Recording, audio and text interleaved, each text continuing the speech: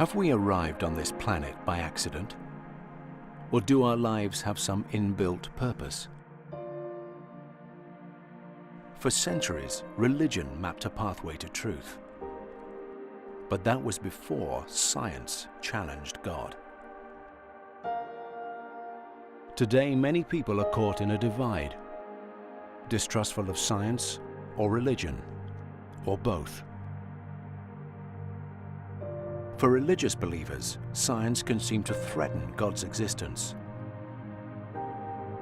For atheism, it's time to awake from religion's dream. But some scientists believe truth can be found both in the cathedral and the lab. So can they do this without compromising their science or their beliefs? Can God survive in the age of the quark and the gluon? Or is faith now being tested to breaking point? At the end of the day, scientists are interested in truth. We're interested in the right answer. We're not interested in pursuing the wrong answer, because what good is that? At the deepest level, the debate between science and religion is really a debate about how do I obtain reliable knowledge about the world? How do I know that something is true? Or how do I know that something is false? Or how do I know that something is reliable, something is unreliable? And that's a terribly important question. The world divides into two classes. People who think that why is there something rather than nothing is a very deep question. Those who can't see the point of the question. I think why there's something rather than nothing is an important question, and God provides to me the most satisfying answer.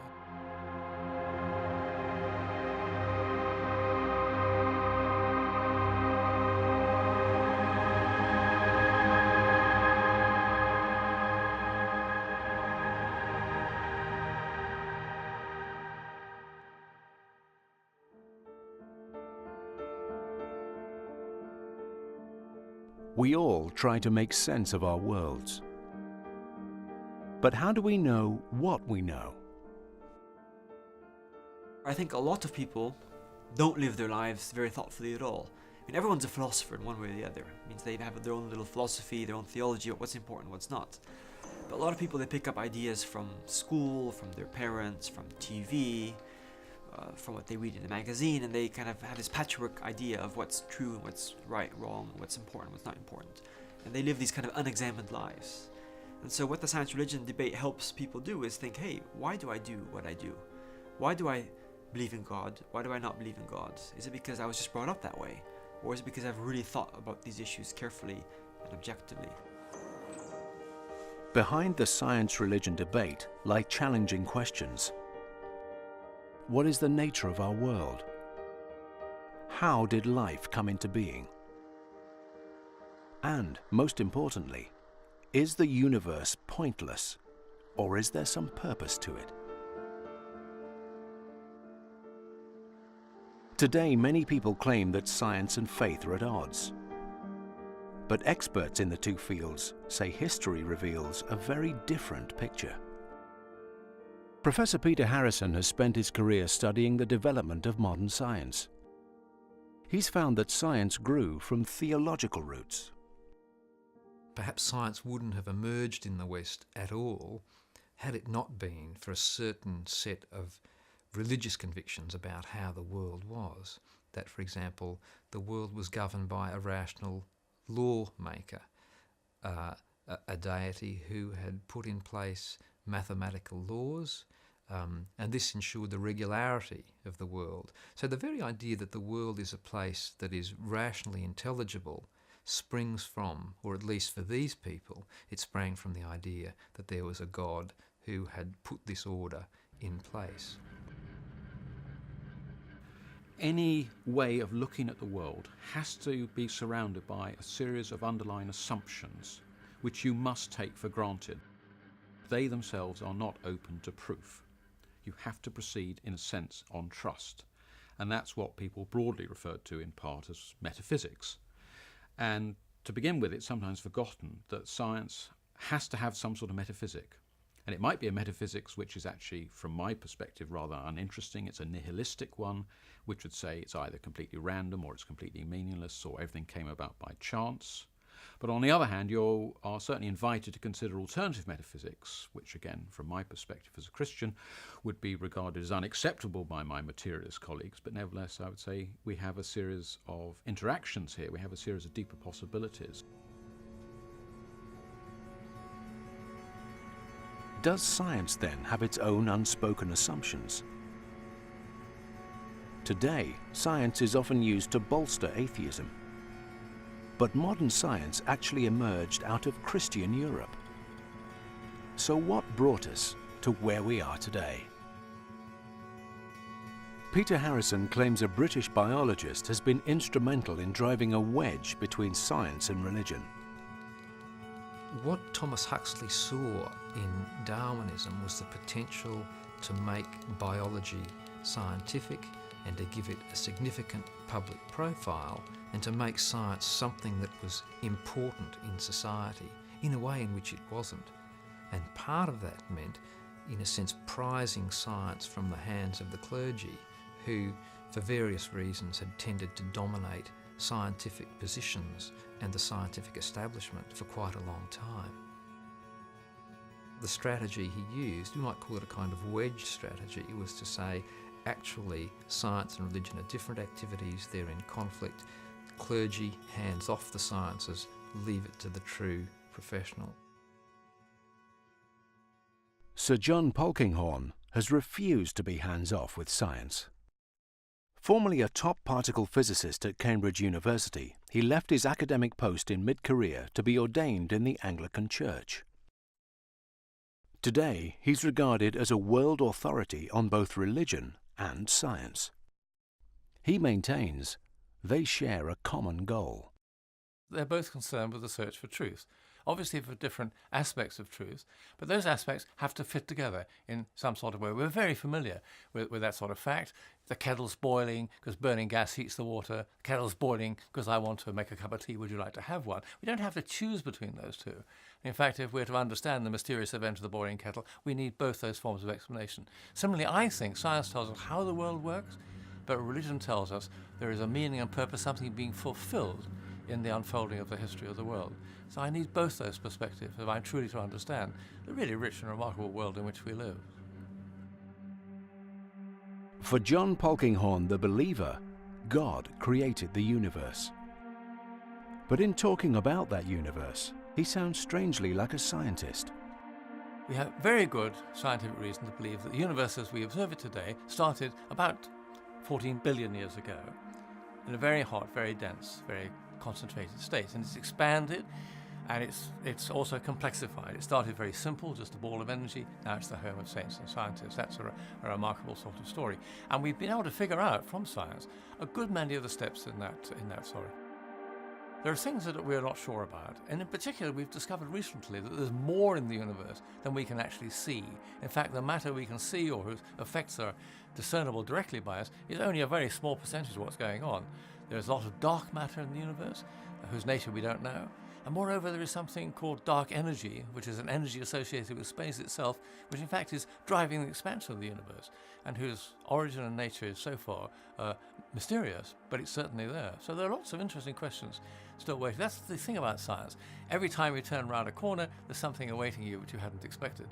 And so one of the most amazing things about the universe is that it's intelligible, that we can understand something about it. And I think that's because there's intelligence behind it.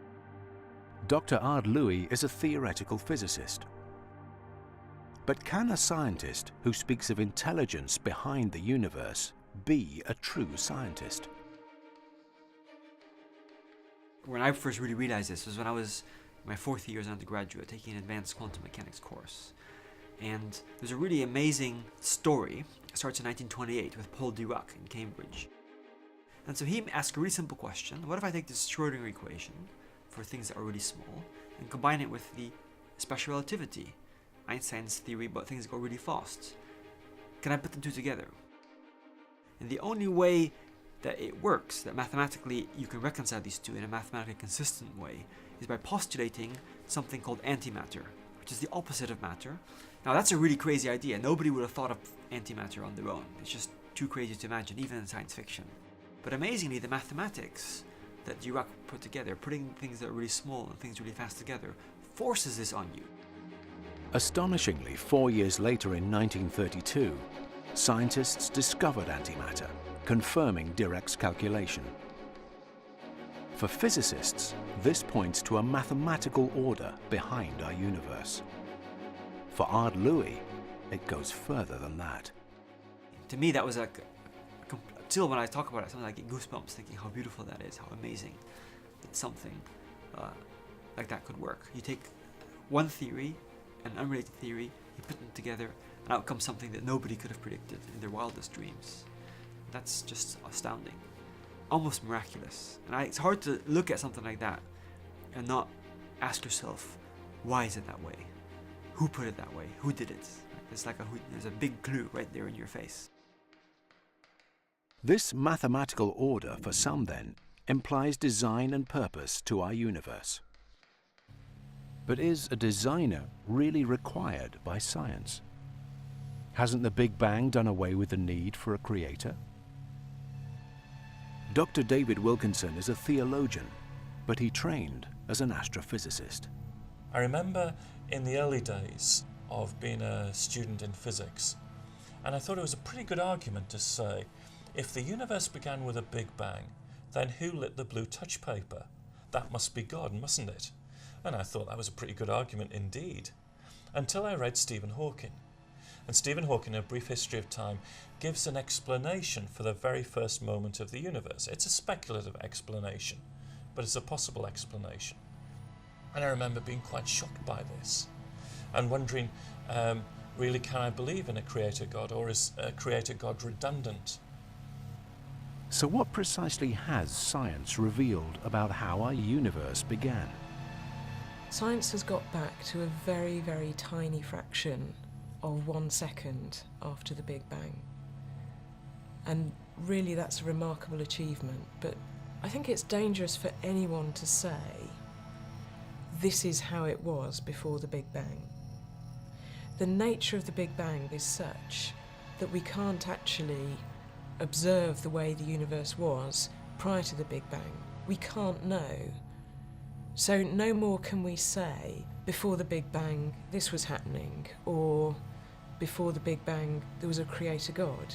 It is outside physics, it is outside science to say this is what it was like before the Big Bang.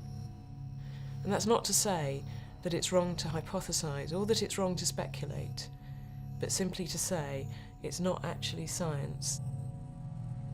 The Big Bang, then, offers no answers to the question of a creator. And Professor Catherine Blundell maintains science hasn't undermined God.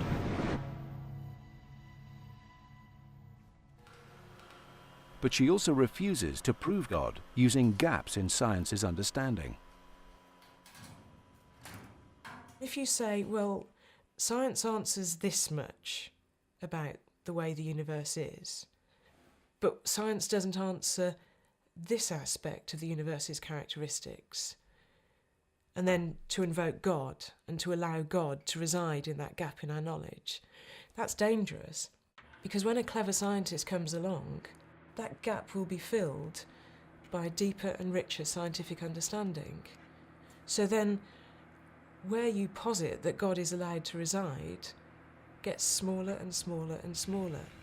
And this is a practice known as God of the gaps, and it's dangerous.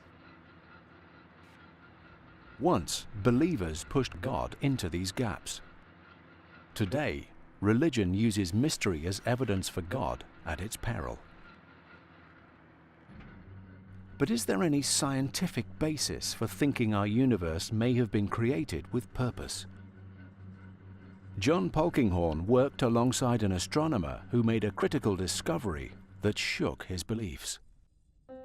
One of the great triumphs of astrophysics in the second half of the 20th century was to figure out how the elements are made. Because the very early universe is very simple, it only makes very simple elements. In fact, hydrogen and helium, the two simplest elements, and you can't really do very much with them. They have very boring chemistry. You need much more elements if you're going to have something as interesting as life, and in particular you need carbon.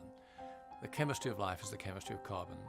So where does carbon come from? There's only one place in the whole universe where carbon is made. It's made in the interior nuclear furnaces of the stars. Every atom of carbon in our bodies was once inside a star. We're people of stardust.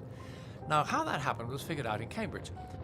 Fred Hoyle, a senior colleague of mine, was one of the leading figures in this, and they were trying to figure out how carbon was made. They had helium, and if they could make 3 heliums stick together, that would make carbon. But they couldn't figure out how to do that. To get 3 small things like that to stick together at once, you can't do it. Okay, so we do it bit by bit, make 2 stick together, that makes beryllium, stays around a bit, another one comes along, makes carbon. But it doesn't work because beryllium is very, very unstable. It just disappears like that. So they were stuck. And then Fred had a good idea, and he said, it'll just go if there is something called a resonance, a very enhanced effect, which is just at the right energy in carbon to make that extra one stick on much, much more quickly than you would have thought. So he was very pleased with himself. We went off the nuclear data tables just to check that this resonance, this effect, was there, and it wasn't. And so Fred was a very stubborn, persistent friend. He rang up some friends and said, look, you've missed something in carbon. There's a resonance there that you haven't spotted, but I know exactly where it is because you had to have this energy. And they were apparently a bit reluctant to look, but in the end they went and looked and they found it. That's a wonderful scientific story. But also it struck Fred that it's more than a scientific story, because of course if the laws of nuclear physics had been a tiny bit different, either there would be no resonance at all, or it would be some other energy which would be no good. And Fred, who had a lifelong commitment to atheism, is reported to have said in the Yorkshire accent, beyond my powers to imitate, the universe is a put-up job. In other words, this can't be just a happy accident. This is too significant for that. There must be something behind all this. Because Fred didn't like the word God, he says some capital I intelligence has monkeyed with the laws of the universe. Observing the universe, then, can spring riddles for atheism too. Hoyle's groundbreaking discovery led to what subsequently became known as the anthropic principle. According to this, precise physical laws hold our universe in exquisite balance. Our universe appears to be wildly improbable. The laws of nature have certain constants, and it's not clear why those constants have the values that they do, but it is clear that you can change those constants a little bit, and you would have a universe that's no longer fertile for life. You'd have basically a sterile universe. And one very famous example is you change some of the electromagnetic constants a little bit, and the sun, as you know, it would blow up. Okay, there'd be no Earth. But our universe is very particular, very special in its character. There's a sense in which the universe was pregnant with life, essentially from the Big Bang onwards, because the very given physical fabric of the world, the laws of nature that science assumes it's not explained, had to take a very precise, very finely tuned form for carbon-based life to be possible. So is this science finally pointing to a purposeful universe and to God? Or is there a danger of religion trying to force science's hand? I think it's fair to say that nothing that we observe in nature, for example, its regularity, or indeed these remarkable anthropic phenomena, prove that there is a God. But the really important point is they are absolutely consistent with belief in God. And therefore I'd like to suggest that we don't think about nature proving that there is a God. That's how an earlier generation might have approached this. For me, the really important thing is that the world as we observe it corresponds with what Christians would say the world ought to be like. That there's a correspondence between the theory and the observation.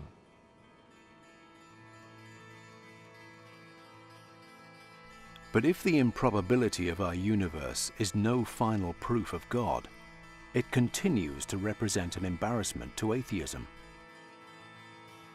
And it's here that atheism today is looking for an ally in cutting-edge science. Once our universe was seen as unique, but contemporary cosmology is now opening up very different possibilities. What if we live in a multiverse? What if our universe is just one of many? The anthropic principle implied a religious question. How can our universe be so improbably fruitful for life? A multiverse now seems to provide the materialist answer. After all, why can't ours be the universe with the winning ticket for life? In a lottery of millions. Multiverse is a concept that maybe our universe that began, as we believe now, with an energetic beginning that's sometimes referred to as a Big Bang, but the universe that we know of that's been around for 13.7 billion years might not be the only universe, that in fact there are other universes that have perhaps had starts and perhaps have had ends. Maybe they've cycled, maybe there are many parallel universes. There are many different theories of what a multiverse might look like. So is our universe just a random grain of sand in infinite space? Dr. Jennifer Wiseman is a NASA astronomer who studies the formation of stars. As a believing scientist, what does it mean for her if our universe is just one of many? I think the simple answer to that is, so what? If we found out that there are many, we now know that there are hundreds of billions of galaxies, and that's just made God ever so much more great. So having multiple universes, again, would simply say that, wow, the God that we worship is ever more great. The multiverse is a very uneconomic form of metaphysical speculation. I prefer the theistic metaphysics, which says that there's probably just one universe, which is the way it is, because it's not any old world, but a world that God has endowed with just those properties, able to have a fruitful history. But having said that, I'd also want to add a theological caveat that it's not for me to limit the creative generosity of God. And if God wants to create a number of other universes, then God, in my view, is free to do so. My scientific prejudices means that I think other universes are probably there, and I don't have a worry about that as a Christian. After all, God is a God who created 100 billion stars and 100 billion galaxies. That's a pretty big place. Adding on a few million universes doesn't create any new theological problems for that. The idea of a multiverse, then, provides no religious threat to these believers. Science is also unable to prove the existence of other universes. By a curious irony, then, science here enters the same realm as faith. Just as it's wrong to have a God of the gaps, I think we ought to proceed with equal caution lest we have a multiverse of the gaps and simply invoke something that similarly isn't very testable, isn't very observable, isn't measurable, and plonk that into our gap in our understanding. Contemporary cosmologists, in a sense, ask questions that are most like religious questions. They're legitimate questions, but they're questions that go well beyond the bounds of what we can actually establish. The 18th century philosopher Leibniz asked, why is there something rather than nothing? Science has described how our universe began with stunning success. But 3 centuries later, science is still unable to answer Leibniz's question. The scientific understanding of the Big Bang tells us a lot. It tells us about the dynamics and the contents and the evolution of the universe as it was at early times and as it's evolving into now. But science and our detailed scientific understanding of the Big Bang doesn't actually address the question of meaning. That's not science. Doesn't mean it's untrue, but it is different from science. And that's where bringing in other truths about the reality of human existence comes in. We can describe the age of the universe, we can describe how stars and galaxies have evolved over time, we can describe all these things, but we can't answer why is there a universe at all? And why is there a universe that would evolve toward the point of having human beings that are having the kind of conversation we're having right now? Why are there concepts of hatred and love, and why do people do things to each other that don't promulgate natural selection or survival of species that make no sense? Why a lot of things just aren't answered through science, and I think most people, both Christian and non-Christian, are grateful for that, because there's a lot of interesting things about life that don't have to do with measuring physical forces of nature. These scientist believers, then, say science must acknowledge its limits. But they also say faith must be consistent with what we know through science, rather than being based in what we don't know. For them, a God of the universe could hardly be threatened by any advances in human knowledge. That's why I think it's exciting as Christians to go exploring, because we're never going to find anything that's outside of God's realm. Everything is part of this majestic creation, and the more you discover, the more amazed you get by thinking about God. And so I think exploration is a divinely Christian activity, and people should be excited about it.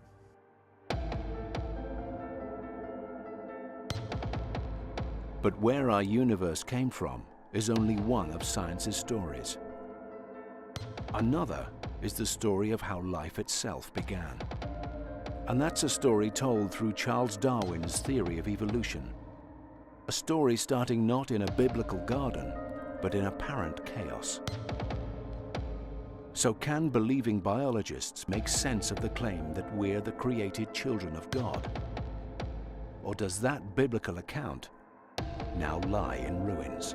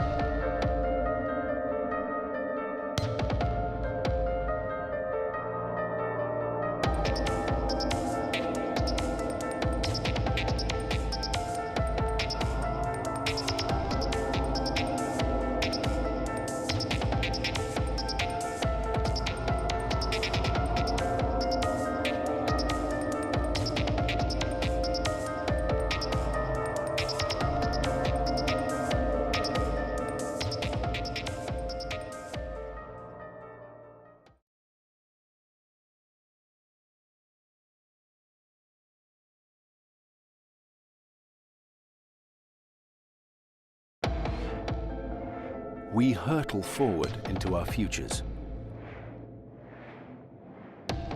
But are we clear how we even got here? Are we made with any purpose? Or is life random, utterly ruled by chance?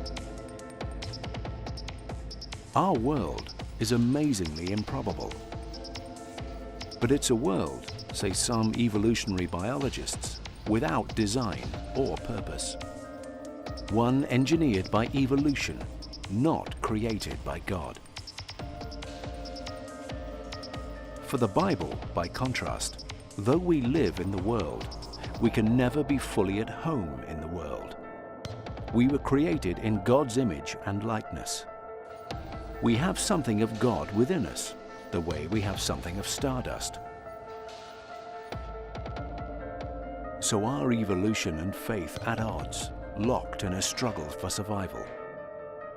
And as genetics further reveals our origins, can religious claims survive?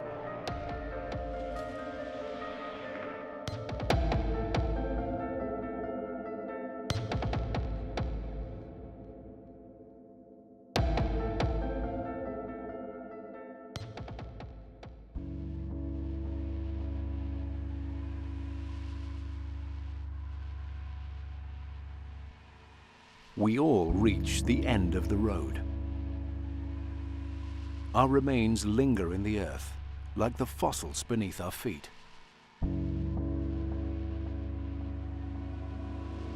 On the Jurassic coast of Dorset, many fossils are estimated by science to be over 100 million years old. But it's science that Paul Taylor, a young Earth creationist, vigorously contests. You might say a fossil is 100 million years old because the paleontologist says that the rock that contains that fossil is 100 million years old. So then you would take the rock to the geologist and say, why is this rock 100 million years old? And because it's a sedimentary rock, there's no radiometric dating they can do on that. So they would say, well, this rock is 100 million years old because the fossils it's got in it are 100 million years old. And you tend to get circular arguments like that. A former teacher of chemistry, Taylor believes in the Bible as historical and scientific truth. Science estimates the age of the Earth to be 4.5 billion years old. For Taylor, though, it is no more than 6,000 to 10,000 years old. He's deeply skeptical of the claims of evolution, as he is of most mainstream science. I'm skeptical of anything where you're not seeing the result directly in the laboratory, but you're actually extrapolating something back and assuming something that you were not there to see. For example, you cannot take a group of inorganic molecules and produce life from them in the laboratory. That's not something that is reproducible. But can the sheer extent of scientific data about the age of the Earth be ignored? Simon Conway Morris is also a committed Christian and a professor of paleontology at Cambridge University. Science makes such provocative claims that it's understandable, and I think one can try to be generous about this, that there are people who are sceptical in one way or the other. So young Earth creationists effectively try, I think, to reconcile what they interpret as the biblical narratives and regard them as in serious contradiction with geological evidence. And, well, I mean, I think one's just got to keep on saying, first of all, the science is a hypothesis. You're never going to prove it's right, but there is overwhelming evidence that the Earth is extremely ancient. Effectively, if you wanted to be young Earth creationist, you have to throw away all physics. Most obviously in terms of the radioactive decay of the elements, which allows us to date the origin of the solar system with astonishing precision, looking at the evidence from the meteorites. But if you won't accept that sort of physics, then why are you accepting the physics which allows an aeroplane to fly? Or why are you accepting the physics which allows a microwave to work? Why are you accepting the way your digital watches work? Those are the same sorts of physics. So young Earth creationists do great violence to science. So I'm afraid to say they just make no sense to me at all. But is this science squashing the authority of the Bible? For Paul Taylor, the foundation of faith is the book of Genesis. Genesis is the book of beginnings, and it's foundational, therefore, as far as the whole of the Bible is concerned. Every Christian doctrine that there is based on a foundation of Genesis. What creationists believe is that God made the world, as he said in the Bible, in 6 days. So it's taking the Bible seriously. It's taking the Bible at its word. So what does a theologian trained in science think of reading Genesis as a scientific text? For me, that way of reading Genesis 1 as a creation only 6,000 years ago is probably only a century old in terms of being stated as Orthodox Christian belief.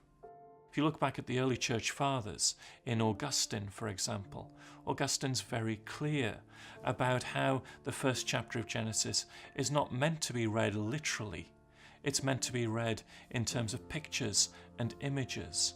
And Augustine was very clear that the message of Genesis was an introduction to the Creator God, an excitement with just how great God is.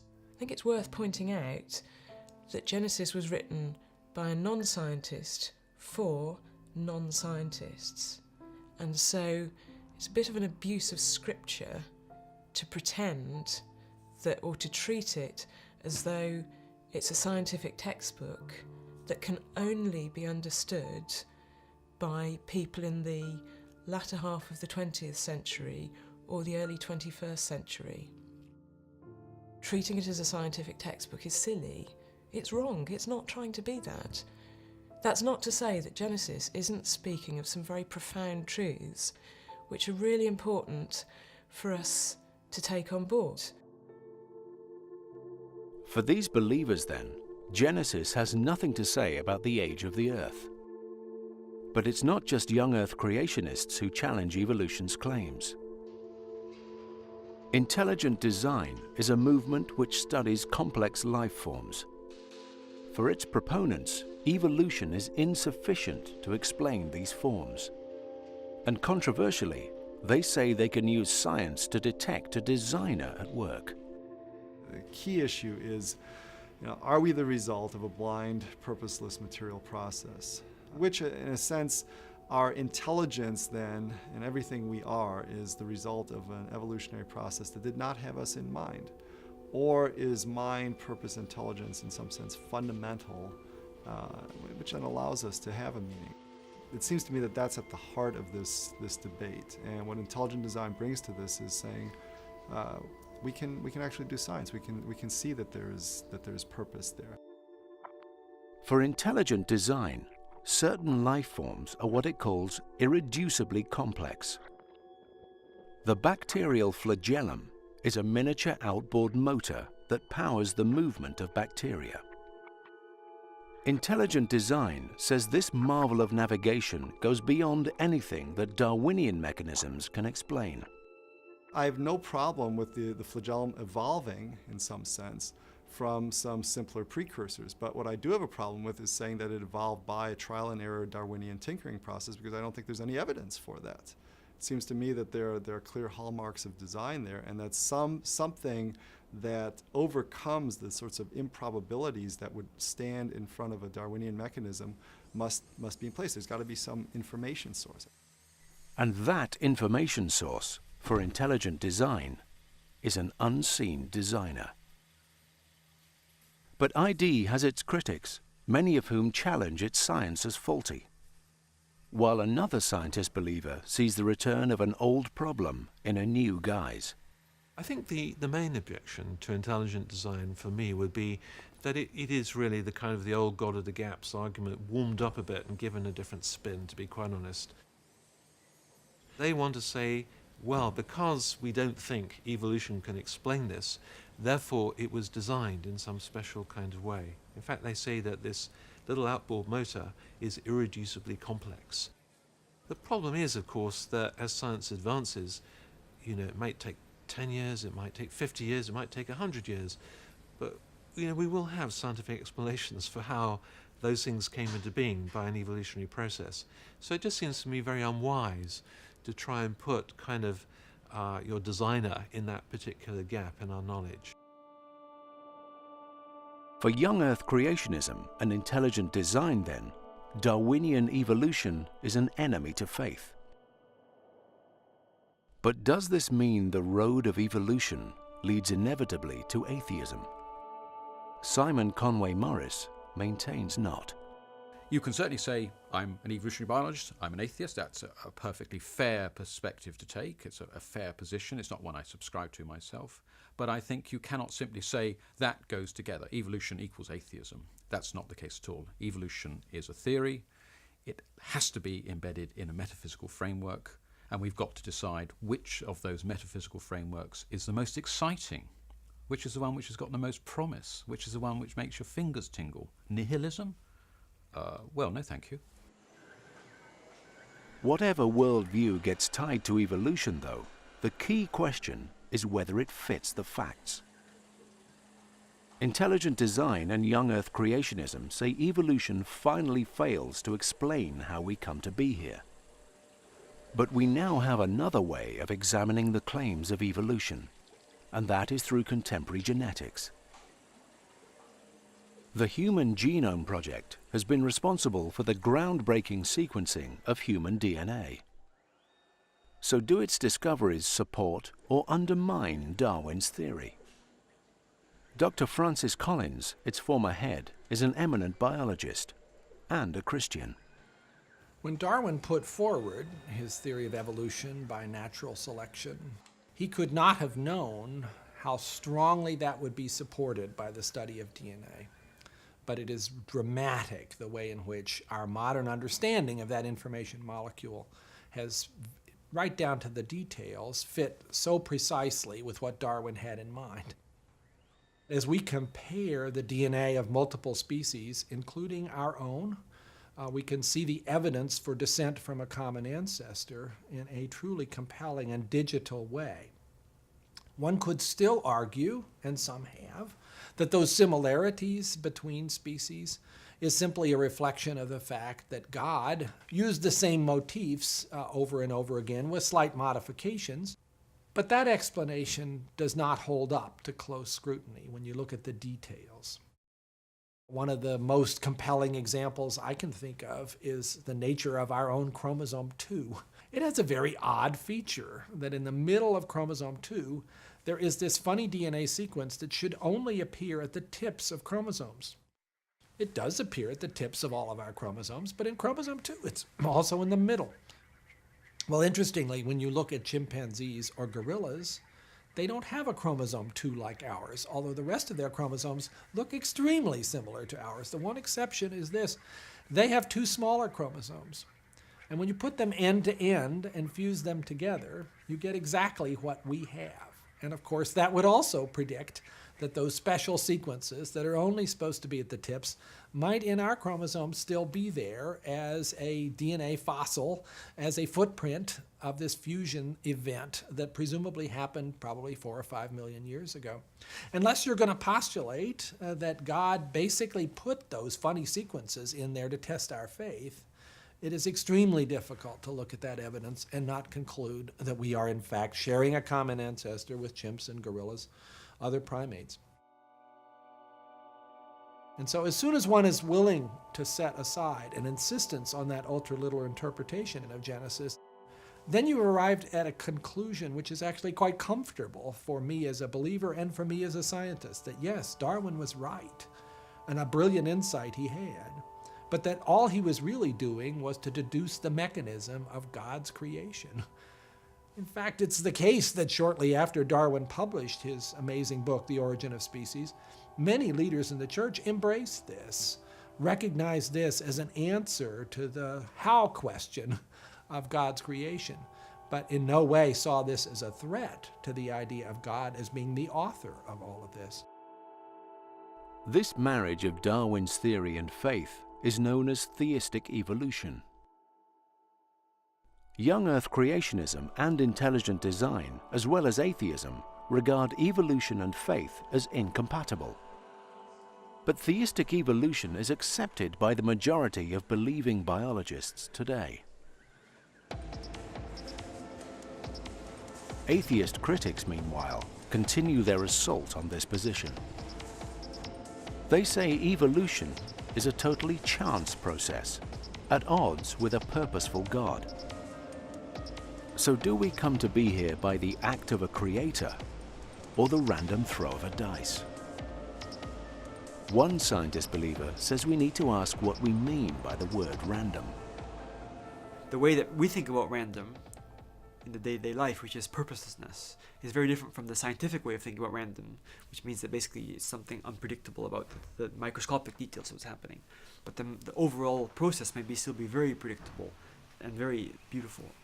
And so I think that evolution, in many ways, is the same thing. Evolution is a random optimizer, and it's probably the very best way of finding the solutions in biological space that we now call you and me. But the question remains whether any real pattern can be detected in evolution. The general received wisdom is that evolution is completely open-ended. It can go in any direction you like. And at first sight that seems entirely reasonable because biology, evolution, seems to be largely without any underlying laws. So leading from that, there is then a metaphysical assumption which says that all things are equally probable, but also everything is accidental. It could be this, it could be that. Whereas my view is actually, well, the exact reverse, that the roads of evolution are well defined, and evolution can go in only a very few directions in comparison to the immense plenitude which the neo-Darwinian would suggest. Professor Simon Conway Morris says he can back up this claim. He's pioneered research in a field called evolutionary convergence. Effectively, it is arguing that from different starting positions, some sort of structure emerges which is remarkably similar. In other words, I go to an aquarium, I see an octopus in the tank. I look at the octopus and she glances back at me. The eye in my head is constructed on what we call a camera principle. The eye in the octopus head is constructed effectively the same way. It's also a camera eye. Now, we know enough from molecular biology and the fossil record and evolution generally that the common ancestor, indeed we do have a common ancestor with the octopus, lived about 500 million years ago in the Cambrian, could not possibly have possessed that sort of camera eye. So independently, the ancestors of the octopus, the ancestors of Simon Conway Morris, generation by generation, evolved a system which is extremely effective for seeing, called the camera eye. So that's just one example of convergence. It goes a bit further than that, because this camera eye has actually evolved independently, I think, about 7 times. So you almost get the sense that there are stable points in biological space towards which things can navigate. But is this another scientist claiming science can prove God? Emphatically, I would not say, here's convergence, this is a proof of anything, in fact. It merely says that the world is structured, and then you must stand back from that position and say, well, why is the world structured in the way it is? And if there are claims made by particular religious traditions, are they themselves in any way congruent with those world pictures?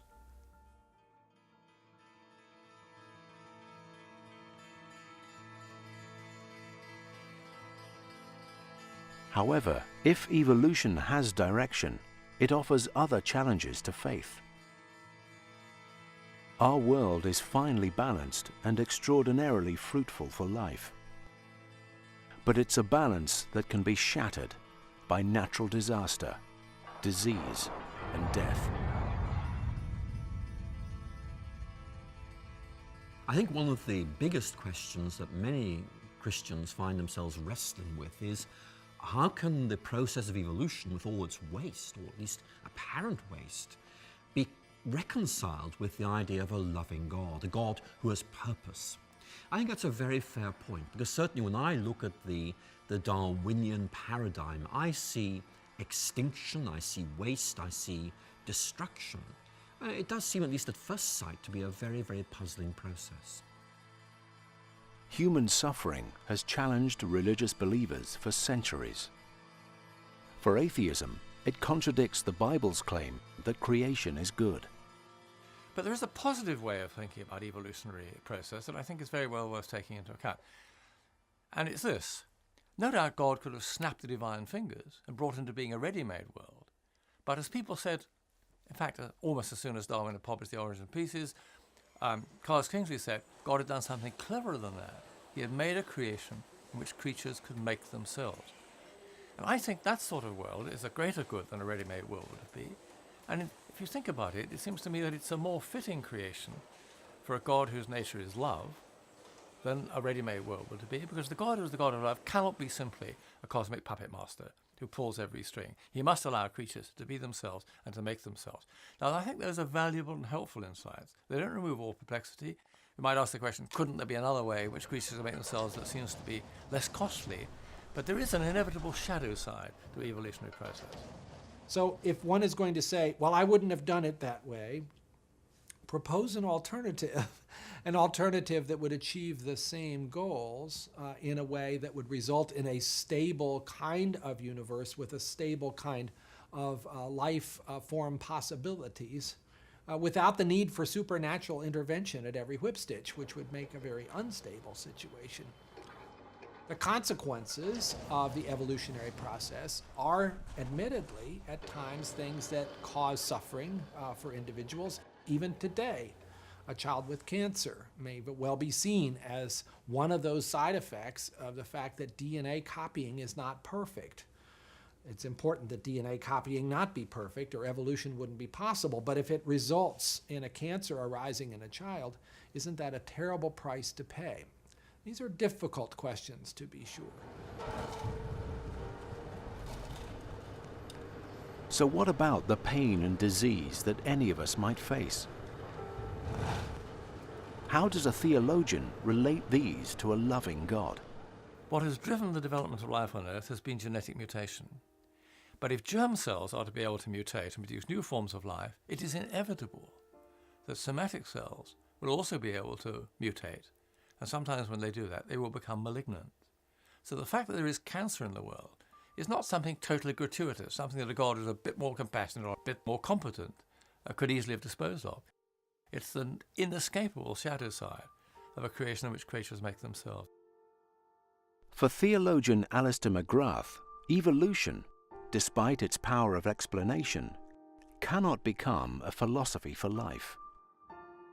One of the points I'd like to make here is this. As I read the New Testament, I see a whole series of value statements that are completely opposed to Darwinism. It is not the strong who will triumph, it's actually the weak, and so on. And the key point here is that maybe the gospel actually is saying to us we need to articulate a system of values which contradict those that we see in nature around us. That the way nature behaves is not the way things are meant to be. That just because species are in competition, we don't need to be in competition with each other. It's about a higher ethic than that. Whatever our ethics, though, other flaws seem written into creation. What of the natural disasters that afflict our planet and devastate lives? I think any believer or non-believer faced with the great tragedy of many lives lost in a natural disaster has to grieve about that and wonder about that. For believers, though, it presents a particular problem. Why would a loving God allow a tsunami that would kill hundreds of thousands of people? There are various explanations. I'm not sure that any of them are completely satisfactory. This is one of the toughest questions that believers have to face.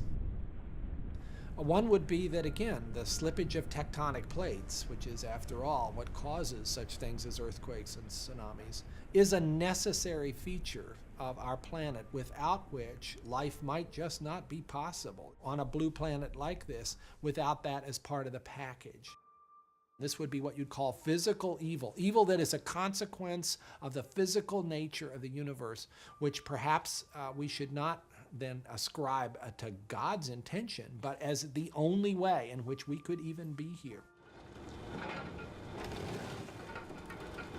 These scientists, then, seek to understand suffering through both their science and their faith. But they also say while science can offer answers, it can be misused, bringing us back to the shadow of our own human nature. I think for me, one of the greatest dangers of science is that it's unrealistic about human nature. And certainly there are those scientists who will say, look, we are making possible paradise. All these wonderful new cures, all these wonderful new techniques, we're going to bring about paradise here on Earth. Well, I'm sorry, but you're not. And the reason you are not going to do this is because of human nature. When I was studying chemistry at Oxford many years ago, I used to read a textbook by a man called Louis Fieser. What I didn't know about Louis Fieser was that although he'd invented many things, the synthesis of vitamin K, various steroids, he also invented something else in the 1940s. And that something else was napalm. I think that just brings home to us that the same scientist who can synthesize the blood clotting factor that will save lives can also become a specialist in chemical warfare and weapons of mass destruction. There's something about human beings that means sometimes we do wonderful things, but also we do awful things. And until science confronts that enigma, we're stuck.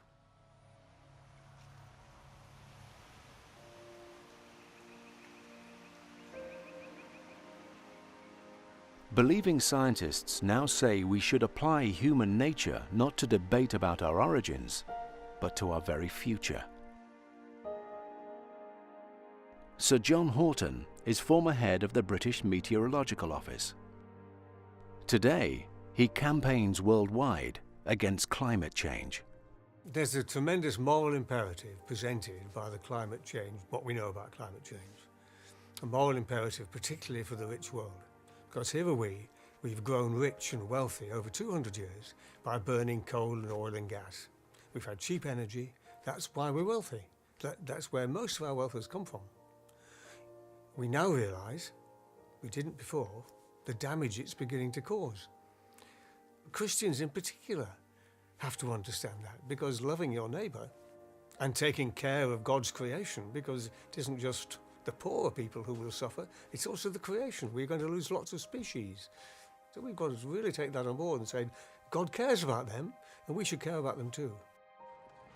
Theologians say science can help in this task, but cannot get to the heart of the problem.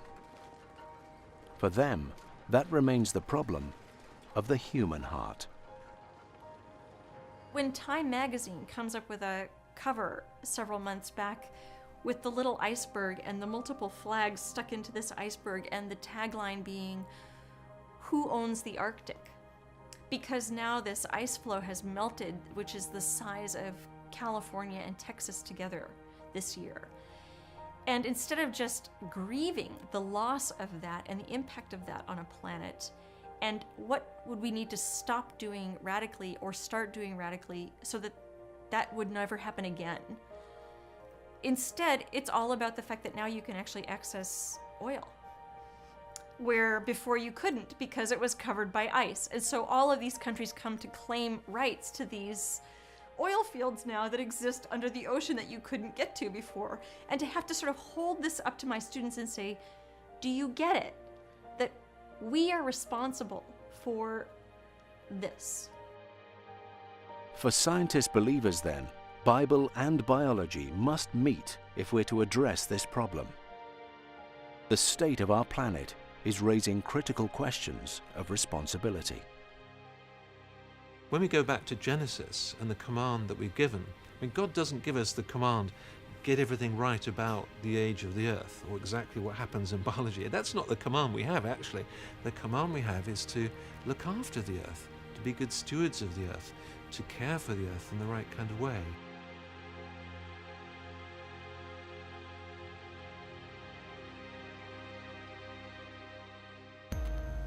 But can we be held responsible for our treatment of the earth, or for any of our actions?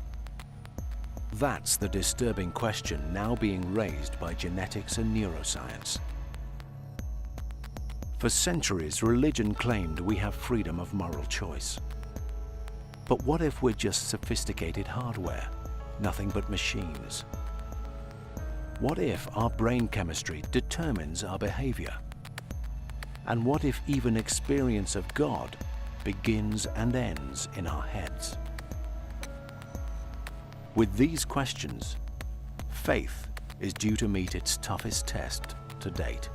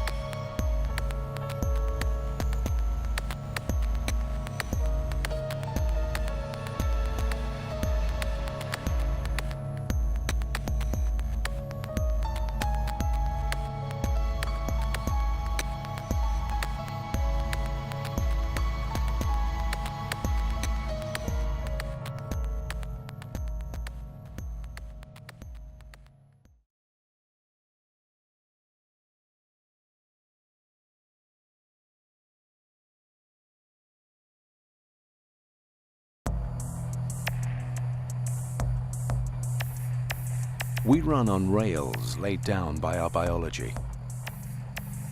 This is the disturbing claim made by much contemporary science.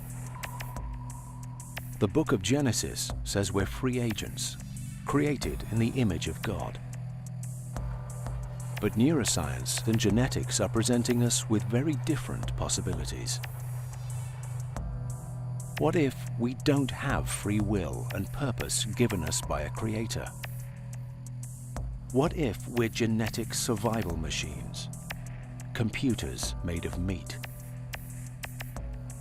What if we only dance to the music of our neurons and our DNA?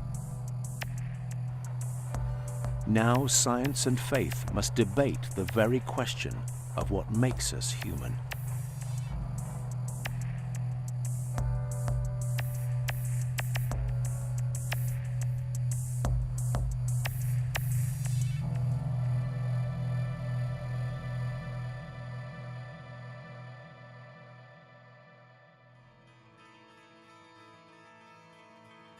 We live within stories of where our universe and life itself come from.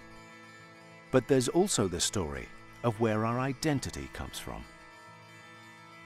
Where science once explored the outer world, neuroscience is now mapping the human brain. The results, claim reductionist scientists, should stop us in our tracks. For religion, we're free agents. But reductionists say we've sold ourselves a lie. For them, mind, free will, and consciousness are not our dark matter. They're of no matter. We run on rails determined by our bodies and brains, something which even a neurobiologist who's a committed Christian has to admit. We know, for example, that if certain parts of the brain are damaged, that certain parts of our mental lives cease to exist and are no longer possible. We know that if certain parts of the brain, if we activate them artificially with electrical stimulation, we can actually produce sights and sounds and thoughts and memories just by artificially activating the brain. We know that we can artificially activate other places in the brain and actually cause people to feel sadness or to feel anger. So even our feelings are rooted in the biology of the brain. Even when I'm in church and I have a religious experience, there are undoubtedly parts of the brain that are involved with that. Over the last decade, brain imaging has recorded specific neural activity in religious believers in prayer. And this has led to a startling new claim. What if spiritual experience has no reality outside our skulls? What if God hasn't made us? What if we make God? Dr. Alistair Coles is a neurologist at Adam Brooks Hospital in Cambridge. He's researched the links between brain activity and religious belief. Humans have had this spiritual experience for centuries, and there have been various different interpretations of them over that time. Clearly, people of faith believe that they are truly encountering God or the divine. At the other end of the spectrum are people who say that these experiences are nothing but the epiphenomenon, the side effects of a working brain getting on with its daily life, and they amount to nothing. They speak of nothing outside of the brain. But is it a surprise that any human experience, including spiritual experience, is accompanied by brain activity? If someone wanted to come along and link me up to electrodes while I was praying or while I was in worship and find that my brain patterns were slightly different, then that wouldn't be a great surprise to me. I think spiritual experience is real, and therefore there should be a way of looking at that in terms of the physicality of the brain. But just to look at those brain patterns and to say that that is all that spiritual experience is, seems to me to be mistaken. To do science, people will reduce a complicated human behaviour to something that can be tested and measured. So the complicated behaviour of religious experience to something that can be measured in an image on a particular scan. That's methodological reductionism to make it easier to do science. So a spiritual experience is associated with a neural correlate, but that does not mean that religious experience is nothing but a neural correlate. There may well be more to it that isn't accommodated by the scientific method.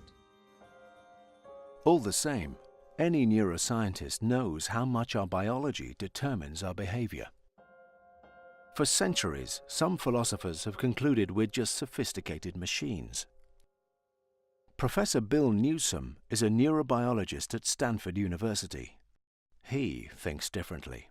I have a lot of problem with saying that any high-level behavior is just biochemistry. I don't like the word just. In some ways, we could say that the camera that I'm looking into right now is just metal and glass and plastic. And that would be a true statement, but it misses the point. The secret to the camera is not the materials, the individual materials that go into it. It's how it's organized, it's the human purpose for which it's made, it's the function that gets captured as the camera is used. A camera is so much more than just the metal that goes into it. Now, in some sense, the brain and our behavior, you could say it's just biochemistry because the brain is totally made up of biochemical molecules, but it would be making the same mistake that it is to say that that camera is just glass and plastic and metal. I think it is a true statement, but it's an impoverished statement. It does not capture the richness and the reality and the levels of understanding that we want to have about the camera, and it does not capture the levels of understanding that we want to have about the brain and behavior in particular. However, the you who thinks your thoughts remains elusive to science. So is it you pulling the levers and directing your life? Or are you totally determined by your brain? For those people who say that the brain drives everything and all our behavior is due to it, I would say, well, what about our behaviors that lead to changes within our brain that work from the top down as opposed to the bottom up? And an obvious example of this is education. We spend a lot of time and effort in training our brain, in bringing our children to environments where their brain will change. Things that I can engage my mind in seem to have an effect on the physical brain. So London taxi drivers have a part of the brain which is slightly larger than most of the rest of humanity, because of their ability to remember and train their minds in remembering where streets and routes are. So what we've discovered is a very close relationship between mind and brain. One is not reducible to the other, but they're linked. One thing that we know from neuroscience is that as we have different experience, our brains actually become different. Everything that we learn, everything that we experience becomes incorporated into brain structure. So that even if we started out with identical brains at a certain point in time, they're very different brains at a later point in time.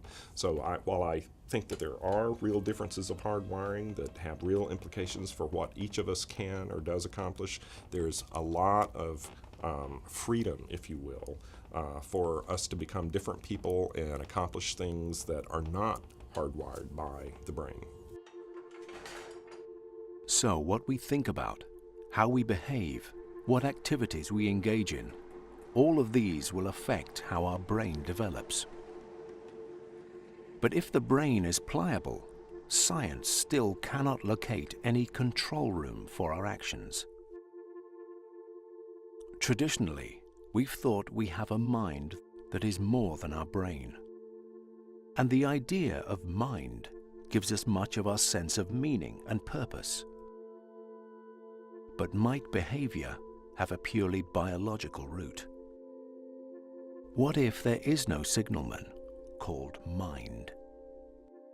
So the challenge for us now is, if we don't feel comfortable with the idea of a human being as nothing but a machine, and we recognize that there is something that is mind or is the soul, that is the person, how does that fit in the body? To my mind, a more sophisticated, a more real, a more understandable answer is to say that the mind, or the soul, emerges from the complexity of what is the human brain. Scientists are just beginning to be able to study complex systems in their totalities. I mean, the technique of science has been divide and rule, split it up, understand the bits and pieces. And of course, we've learned an enormous amount of things by doing that. But there are lots of things that you can't learn except by looking at the system as a whole. And people are just beginning to be able to look in the direction of understanding ourselves a bit as whole beings. Key to the way science is now studying us as whole beings is the subject of emergence. Science now tells us that life forms self-assemble in interaction with their environments. And in that process, phenomena that haven't been predicted spontaneously emerge. In our case, the brain has evolved through a long developmental process, and something has emerged that is more than brain. And that something, goes the claim, is mind. One of my favorite examples would be the evolution of single-cell organisms or multicellular organisms in the history of life on Earth. Now, at one point, it was molecules. It was all molecules, and self-replicating cells, self-replicating organisms didn't exist. But at some point, these things came to exist. And when organisms come to exist, entirely new phenomena come into being. So an organism has to acquire food, has to acquire energy, it has to extrude waste. Organisms compete with each other for resources. There are predator-prey relationships. Now that's one example, but I think you see examples like that all through science. You see examples like that when atoms combine to form molecules with certain properties. You see examples of that when neurons, single nerve cells, combine to form networks of nerve cells that give rise to emergent properties that have to be considered and observed on their own.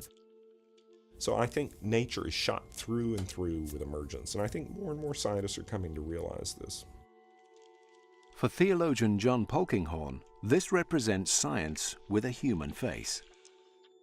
It shows we cannot be reduced.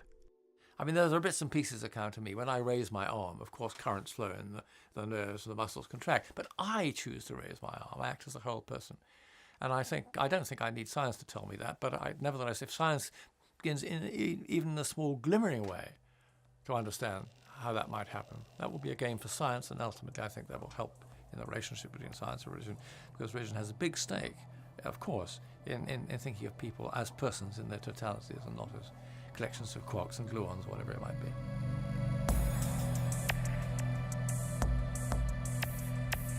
However, science is also challenging religion's stake in us as persons.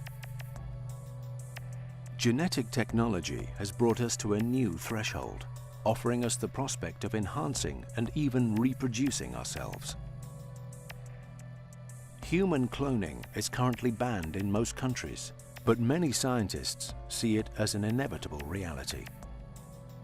With cloning, we become the creator, able to mold DNA like clay, and with the ability to shape life in the image of ourselves. But would any of us really be the same as our genetic clone? Professor John Bryant is a molecular biologist who now teaches bioethics. A scientist called Dick Seed in Chicago, he said he wanted to clone himself so that he would have everlasting life. That almost as if it was himself going to come to life again. And I thought, you foolish man. Another woman said she wanted to clone her father so she could cradle him in her arms. Again, how foolish. It's not your father. A clone would differ from its original, says John Bryant, because we're not just our DNA. Our identity also emerges as we relate to our environment and others. So, as a believer, what is Bryant's final verdict on human cloning? How would he view a clone? As a soulless robot? For the sake of arrogance and for the sake of, if you like, wishful thinking and for the sake of selfishness, all those things, I think I would reject human cloning. But on the other hand, I think if a human clone were to be born, he or she would be a spiritual being because that's how God has made us. So a person isn't the same as their genetic copy, simply material to be reproduced. But does talk of a spiritual dimension stand up in the bright new world of DNA? Is there something more to the human person than just our genes? And the experience of human freedom. the experience of transcendence or religious experience, the experience of self-reflection, not just on our own identity but on death, means for me that there is something going on here, that the complexity of the human person, the complexity of the human brain, means that there are questions that we can't understand fully without reference to some other wider context. And that context for me is relationship with God. This is a claim, though, vigorously contested by atheism. For ultra-Darwinians, biology provides explanation enough for our morality and human values. John Bryant disagrees. The creative capacity we have also goes far, far beyond even the most creative of the vertebrates. You know, there are birds that can use tools, there are monkeys that can use mirrors to look round corners. But these animals have not conquered the planet. They have not adapted to live in every single habitat in the world. They've not utilised, or in our case overutilised, its resources. So there's a kind of order of magnitude difference between us and our nearest relatives. What seems to be uniquely human is not just organising a society to achieve something practical, but about spending time and attention on doing something that is, as it were, useless. Painting pictures, creating beauty, organising society with more than just the immediate practicalities to be attended to. John Bryant also points to another unique human capacity, which he says selfish genes fail to explain away. The capacity for moral reasoning, which goes far beyond the altruism that we see in animals. And animals do have altruism, they look after each other. It's mainly to basically make sure that your kin's genes are protected, so your little gene pool is looked after. And whatever Richard Dawkins tries to say, the selflessness of many humans, the virtue of pure altruism, goes well beyond the genetic altruism that Dawkins talks about. And the same moral reasoning, the ability to figure out that something is right or wrong, all these mark us out very strongly in behavioural terms from our nearest neighbours, the chimpanzees and the other great apes. To be an Oskar Schindler, who risks his own life to save thousands from the Holocaust, even though he doesn't know these people, and they're not of his own tribe. But we admire that. We think of that as the highest form of human nobility. Where does that come from? Can that truly be explained on the basis of evolutionary drive? Either you have to say that this is a misfiring of something that evolution has wired into us and we've just misinterpreted and gotten way too carried away with this idea of helping everybody instead of just a few people, or you have to say there's something there. And if there's something there, it doesn't seem to be explicable on purely naturalistic terms. I find that an interesting argument. For Francis Collins, then, our sense of right and wrong, something theologians call the moral law, cannot be explained by evolution alone. If the moral law is purely a consequence of evolution, that means that good and evil are illusionary, that right and wrong are a hoodwinking that has occurred upon all of us. If that's the case, then why should a strong atheist even use the terms good and evil? Why should they in fact rail against religion as an evil force, as some of them will do? There's no such thing anymore. It's very interesting, you know. In Richard Dawkins' first book, The Selfish Gene, almost the whole of the book is devoted to conveying the bleak message that human beings are genetic survival machines. It's the genes that count, and you and I are just vehicles for them. On the very last page of the book, Dawkins says, we alone can rebel against the selfish replicators. And he obviously means we ought to do that. Now, where does that come from? That's Richard Dawkins speaking not as a triumphalist evolutionary biologist, but as a person, and a responsible person at that. And we mustn't lose sight of our personhood, I think. Science, then, far from undoing religious belief, seems to be bringing us back to our ability to make meaningful moral choice. I think that it's just a fundamental human experience, a fundamental being the human personhood, that we are creatures of choice and moral responsibility. Of course, I know that philosophers can deny that, but nobody outside their studies lives as if they were automata of one sort or another. You only have to throw a glass of water in the face of a reductionist philosopher to see that that's the case. You can make the argument that in reality we have no choice. We have no control of our actions. It's all physics in the brain. It's all motions of atoms. But I don't believe that that's true. I believe that all of our choices have mechanisms underlying them.